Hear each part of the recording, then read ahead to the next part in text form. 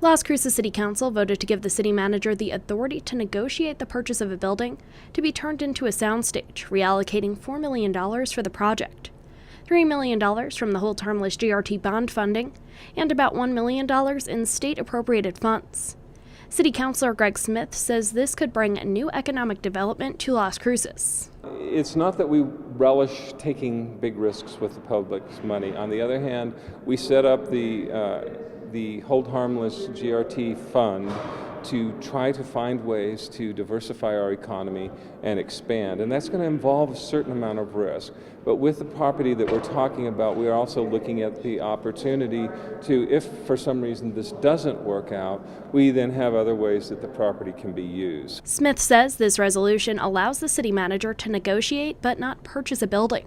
Basically, we only okayed at this point the negotiations, the looking at it, spending money to assess it, and it may very well turn out that it's not a good deal. So if that indeed is the case, then we'll have to make that determination. State Representative and President of Film Las Cruces, Jeff Steinborn, says they have at least one property in mind and a list of qualifications for potential buildings. What we found is that the cost per square feet of retrofitting an existing building is a heck of a lot less than building something from new.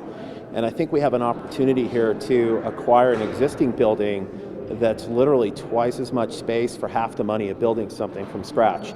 That'll allow us to attract a much bigger production, TV or film production, which is really the goal here, is to be able to attract the major productions that are coming to New Mexico, the northern part of the state, and be able to bring them here. Steinborn says there is a potential for a large return on investment. Put it in perspective, a TV show that films in your community that may film 10 episodes, 8-10 episodes, will generally spend about $1 million a week on a facility. So if you have a facility that costs you $2-3 million to acquire, and you're able to bring in a production that spends $1 million a week, the economics kind of speak for themselves.